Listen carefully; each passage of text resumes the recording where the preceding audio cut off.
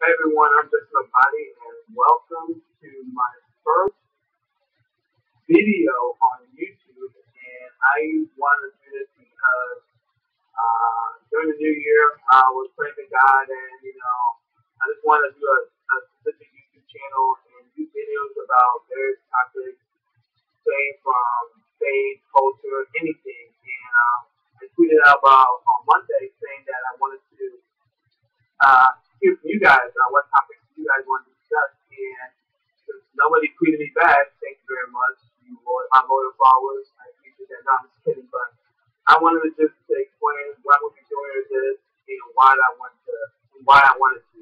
So, the reason why I wanted to do this is because I want to interact with you guys more. I want to give the YouTube world a perspective of, of what I'm feeling, what's going on in the world, various topics, and also what's going on in my faith and my relationship with God. And I just want to, continue to just, spread that around to everybody. And I think doing this YouTube channel, I felt like, God telling me, continue to spread, the good word about you, the good word about Him. And I'm excited for this. This week, I'm going to be talking about my testimony and how, I found God, which I think majority of my friends know, but I want the whole world to know. So I wrote a mini short book about it, and basically talk about, my life and, the struggles I had the past couple of years and through how I found God. And I'm still continuing to learn more about Jesus. I'm still, my walk with Him is still not where it's supposed to be, but that's okay. Knowing that, I have Him in my life and I can always just turn to Him through problems. And I'm looking forward to, this year, this new year, and seeing where the relationship and the walk with Him go. So let's begin my testimony. But first, my name is Justin Akaya. Should I have to introduce myself? Good job, Justin. But 22 years old. I'm from Mason. I go to UC. Just a average, kid that that needed Jesus badly because the path I was going through the last couple of years, if I didn't, commit to God, I honestly would not be here right now. But let's first, talk about my testimony. And during the end of the show, usually I'll do like a Q&A where you guys would tweet at me questions that you want me to answer. Since nobody tweeted at me, I'm going to answer my questions myself. It's okay, guys. I'm not going to do that. But throughout the throughout the videos, you guys want to tweet at me and answer, I'm going to answer one of y'all questions. I'll definitely answer them during the video and towards the end of this topic. So let's start with my testimony. So basically, my family, basically the rest of my family, basically they were born in Kenya. Obviously, I never been in America, but my mom and dad were born in Kenya, and they were a Christian family. They believe in God and stuff. And I was born here in America. I was born in Lansing, Michigan, 1992. Then my family, we moved to here to Cincinnati in 1997. My dad passed away when I was 2, so that was a difficult time for my mom. I didn't really know my dad passed away until I got, a little bit, around the age of 6, 7. I didn't really know where was my dad, and then I, asked my mom that question. I remember, and she told me, he passed away. He's in heaven right now. And, it took time for me to, let that in my mind, but he's in a better place right now, and I wish he was here. I think things would have been different right now, but I get to talk to him every single day. Talk to him about my problems, if I have any problems, or just talk to him in general. I love doing that. I love talking to my dad. Obviously I miss him, and he gives me the strength every day. To go through about my life and helping out my family, my mom, my brothers, and I'm truly am grateful for him. So I love you, Dad. And I know he's watching this right now, but want to say that he's still impacting my life. Even though he's not here, he's in peace and he's here. So I moved to Cincinnati in 1997. I went to school in Sycamore, Sims Elementary, through kindergarten through third grade. And then we moved to Mason in I think around the fourth grade for me. And then I went to church. My neighbors they showed us this church in Mason called Grace Chapel. We went there, and my mom was like, "Why not?" So we went there, and there's just amazing people. I still go to the church till this day, and it was just amazing, people there, the community there. I could see, God shining the light on everybody in that church every day. Pastor Jeff, if you don't know him, he's an amazing person, and I just love going to that church. I don't go all the time, but when I go, I just, I feel, the love and the presence of the Lord, and how people just smile and strangers just greet you, and it's just so amazing. And, I fell in love with that church from the get go, and I just went to youth group there through fourth grade through high school. So it was just me. I believed in God, obviously, but I wasn't sure if he was real. I knew there was a God, but I'm not sure if he's there for us all the time. So obviously I was young at the time, so I didn't really know. But I just kept going just because my family goes all the time, but I still believe in Jesus. If that makes sense. We all go through those times where we know there is a God, but is he really with us? That's the question I always had in my mind when I was young. So I kept going to church, and I think sixth grade is when I was mentally I wasn't myself because I was overweight, and I had low self-esteem, obviously, and people were picking on me, and I was just it was a low point.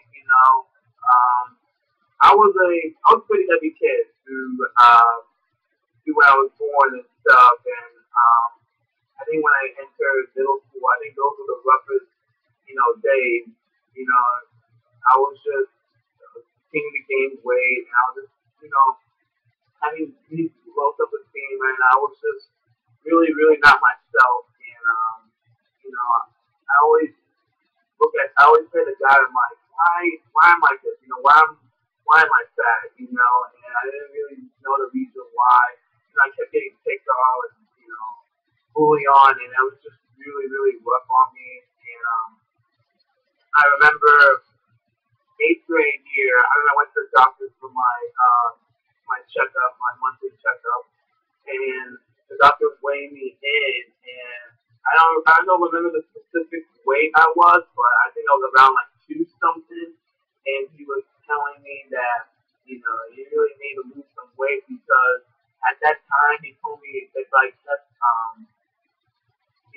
the weight cut I was, continuing to gain weight and stuff. He said I was a risk of diabetes, and then when I heard that, my mind was just like, oh my gosh, you need to cut down now. It's getting to the point where this is really bad. And I remember coming home from the doctor, I went to my room and I was crying, and I was just, thinking to myself, why this? Why does this have to happen? And I remember after I stopped crying for 10 minutes, I remember that day. I went to get my running shoes that I never used because I never worked out, and I went outside and walked around the block in the neighborhood, and told myself from that day I need to get healthy. I walked every day, and then I began to run, and that's where my running career started in high school. My best friend Tate Honaker, you never met Tate. He's seriously my best friend. He's like a brother to me. He is my brother. He's helped me so much in my life. He introduced me to running, and he just told me to, run, every day, get better slowly by slowly, and I just kept running. And when I in the freshman year is when I started losing a lot of weight. I remember I was down to 137 in the beginning of sophomore year. And I remember I went to my weekly checkup to my doctors, and he was really surprised when he saw the weight scale. He was like 137. And he was really shocked. I remember my mom was there, my older brother Junior was there, my little brother Matthew was there, and the shock in my doctor's face was just like, whoa, oh my gosh. And he was telling me, he was happy for me that I lost all that weight, but he told me, with my height, which I'm really tall, he told me that he's like, Jesse, you really get to the point where you should be at 150, 160 range. And I was like, my bad. I think I ran too much, but the shock to his face was it was priceless, and I knew that I had to, gain a little bit, weight because I was really, really, really skinny back then, and so I ran. They told me I should run cross country. I did through my sophomore year and senior year. I had some good memories doing that. Ran track as well. Track didn't really like track, but then again, I just wanted to run track because my friends did it. It was a good time. High school, I went to my friend, Tyler Field. Shout out to Tyler Field. One of my great friends. He told me to go to this youth group they do every Wednesday called Athlete Impact, where athletes from different sports go to the McDowell's house. Shout out to McDowell's. They're amazing people. If you don't go to Athlete Impact, you should go.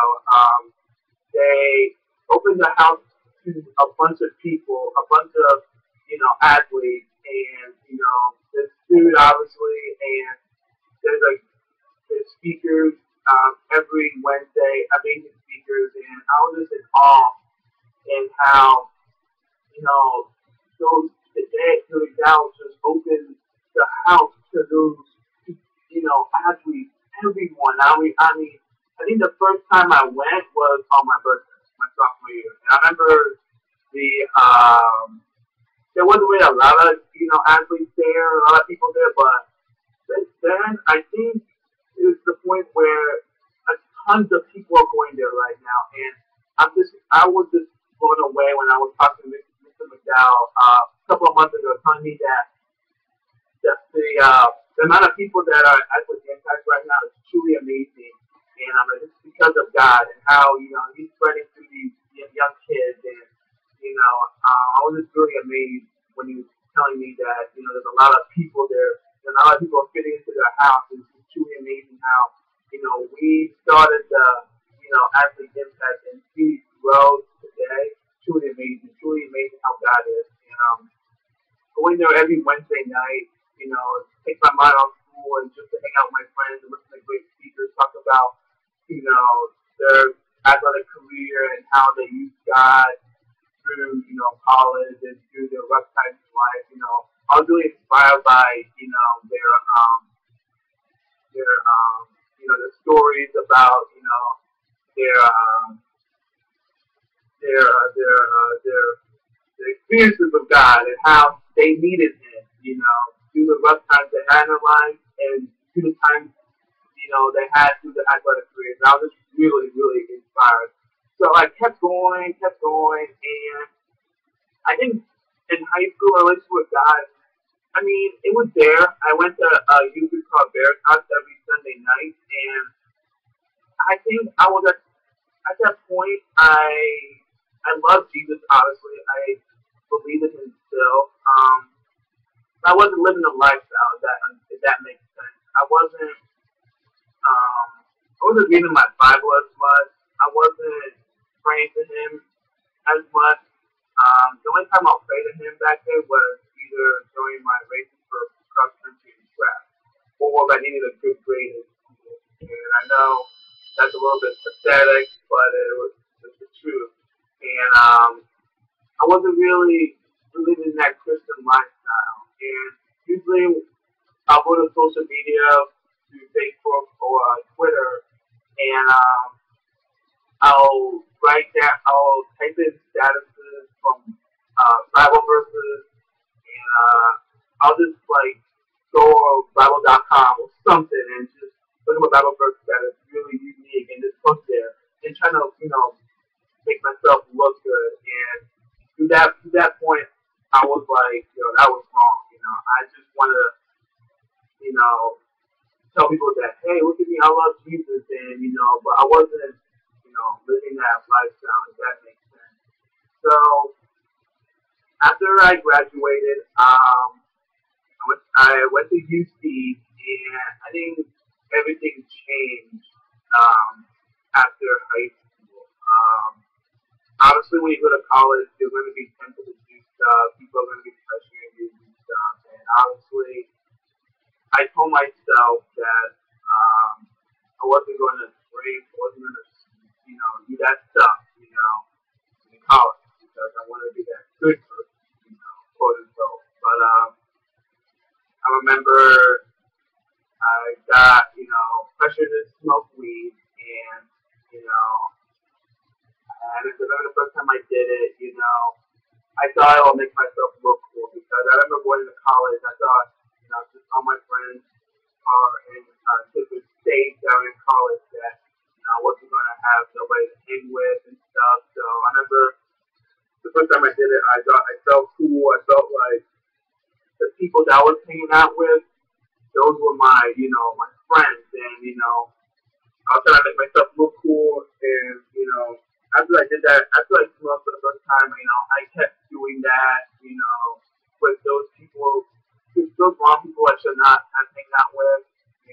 I drank and stuff, but I mainly was a person that smoked more than drink, and looking back, I was just, trying to fit in. I was just that freshman trying to fit in, and my grades definitely reflected, through my freshman year and sophomore year in college because I wasn't, my mom wasn't straight, I wasn't talking to God, I wasn't going to church, and I was just really lost, and I was just hanging out with the wrong people, and I was just really lost at the time, and I'll say at the end of my sophomore year, going into my junior year, I'll say the summer of 2013 was one of the really low points in my life. Wasn't really, hanging out with people. I wasn't really interacting with anybody because I was depressed. I had depression, and people that have depression, you know how it feels, and people always try to make fun of people for having depression. It's not a funny thing, and it's really a serious thing. You need to talk to somebody, if you're having that. And unfortunately for me, I didn't talk to anybody. I didn't listen to my mom. I didn't listen to my brothers. I didn't listen to my friends, because I really didn't want nobody to see me, the way I was in December 2013. So I remember just sitting home pretty much every day, even though I had work. But every time I come back from work, I just sat home, did nothing because either my friends didn't want to hang out with me, and I felt really betrayed. But then again, I don't blame them. I don't hold no baggage to them because it was just me feeling sorry for myself. And looking back, I should have not done that. I should have just told somebody. And, but I was just at that point where I didn't want nobody to see me like that. But I wanted my friends to come to me to hang out with me. I wanted them to, tell me, hey, Jesse, you want to hang out? But I was at that point where, none of them would have done, they were not doing that. So I was just like, heck, they're not my friends anymore. And I should have just, come to them because, I had a serious problem and wasn't myself. I wasn't basically talking to anybody. It was really a rough time. And to the part where, everything changed. It was July 22nd, 2013. I remember in my room, it was around 2 a.m. in the morning, and I was having a rough night. I was just crying because, I thought nobody, wanted me, and I thought God didn't love me. I thought God stopped believing in me and stuff because I thought God hated me just because I wasn't, connected with Him. I wasn't, giving Him His time for me. I was just really, really lost in the world.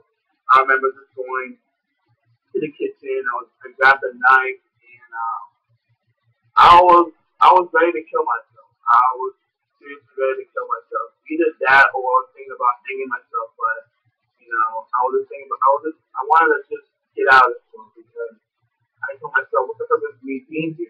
Nobody loved me. And I was saying this to myself in my head. I was like, nobody loves me and nobody cares about me. God doesn't love me. He's given up on me because I haven't not been spending much time with Him or try to, develop a relationship with Him, this and that. And I'll say I was about 2 minutes away from doing it. And I remember a voice in my ear telling me to, don't do this. And I remember that voice, it was God telling me, don't do this. You have so much to live for, you have your family here that will support you, through the rough times you're having right now. Everybody goes through trials in their life. Everybody goes through hardships in their life. It makes you stronger. And I remember just hearing, that voice echo through my ear. And, I put the knife down and I went down to my knees and I basically told God, God, I'm sorry, sorry for everything I did. I'm sorry for just, I was just sorry, and I was just telling Him, please please don't. I was at the point that, I was either going to hurt somebody or going to hurt myself. So I just told God, Lord, I just want to give my life to you, God. So basically, I gave my life to Him on that night, on my knees in my room, and I prayed. I talked to Him that night. I remember I didn't go to bed till 6 in the morning because I think the conversation I had with God that night was almost about. I think it was almost a 3-hour conversation. It was crazy because I was just talking to Him, and I had my Bible, and I was just praying and looking up passages, and that night just blew me away at how much, He is really here. God is really here for us, and everything just changed. I remember I went to bed, and, obviously I was still crying because, I felt His presence there, and, I felt Him, I felt His heart, I was just blown away. And that morning, I remember I gathered my mom and my brothers, and I had to tell them what was going on. That I was depressed, I had depression, and I thought about killing myself. And I was just hard part trying to stay from that. And Junior, pulled me aside, my older brother, he pulled me aside and was telling me that he was here for me, and that Junior, my older brother, he went through rough times, too as well, and he found Jesus, that year. He was just telling me that I should, read my Bible and talk with God. He told me that he's been doing that. I told him no, but that morning, that late morning, I told him I gave my life to Him, and everything changed that day. And I was just really, really just amazed by God's love for everyone. He loves everybody unconditionally, and he's really here. That day really changed. And, I continue to follow my Lord and Savior, continue to read His Word. Doesn't mean, even though I accepted it in my life, doesn't mean that I have everything, right, everything's great and stuff. No, I still go through hard times. I still go through some hardships, obviously. We all do in life, And the reason why God, I think, put hardships in our life is to, challenge us in our faith, He's challenging us, and also will grow from those hardships as well. It'll make us a stronger person, if that makes sense. And, do I doubt myself? Yeah, I do. But I'll never doubt. I'll never doubt it. I will never doubt it. I understand His plan for us most definitely. And I remember sharing my testimony to YouTube doing something called Double Impact, and that was my first time I had my story out there. It was just so amazing talking to high schoolers and people that are in college. That was like the first big step for me to speaking in front of people, and I was just really blown away by people telling me that they're inspired by me, and I was just like, I take no credit. It's God. He takes all the credit. He's the reason why I'm still here today. He's the reason why we're all here. We got a chance to see another day today. He's the reason why. And I told him I take no credit. He should be your inspiration. He's my inspiration. He was truly amazing, and I think without him, and I think I'm not here. So I give thanks to him. It's truly amazing. And that's pretty much my testimony. It's a really long one. I remember when I spoke my testimony at Double Impact last summer. It was a half an hour testimony. Jimmy will always tell me that no testimony has to be long. It can be short. I remember he gave testimony to his YouTube kids that he worked with at Hope Church. That was he told me it was about like 10 minutes.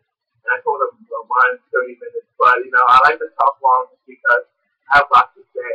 And I am understanding my past. I will tell anybody my story. I'll tell anybody because, I'm not, afraid. I'm not, like I said, I'm not unashamed. And, I found myself, and, the reason why I tell my story to people, the reason why I wanted my story out there is because there's somebody who's struggling with depression, the same thing I went through, in 2013, and there's somebody out there who, loves Jesus, but they're not really, sure if they want to have a relationship with him because they haven't been really, talking with him, they haven't been really connected with him or reading the Bible. So I wanted to tell those people that talk to him and he will invite you. He loves you no matter what. And it's just truly amazing how his grace is always there for us. Even though we don't deserve it. Heck, we don't deserve to be here, period. But he took all of our sins and baggage to the cross. And every morning when I wake up and pray and thank him for allowing me, being of the day, always tell him just thank you, God. We're all broken in this world. We all need Jesus. And the stuff that's going on in this world, and we need him. We need him so bad. And we're broken people in need of our Savior. And I always tell that to people. We'll never have it together. If somebody comes to me and says, I have it all together, then they must be lying. Because nobody has it together. But we need Jesus. He's the reason why we need it. So that's my testimony, and the Q&A session, which nobody sent me no questions, so thank you, but it's okay. The question I have for myself is basically my New Year's resolution. So I told myself, what are my resolutions for 2015? We're the 7th day of 2015. Yeah, 7th day of 2015. And I basically told myself, what are my resolutions? So I told myself I wanted to, grow in my walk with Jesus. Right now, my walk with God is not where it's supposed to be. So I want to grow more this year. So I want to, go in depth in His Word and continue to, understand, the Bible more this year.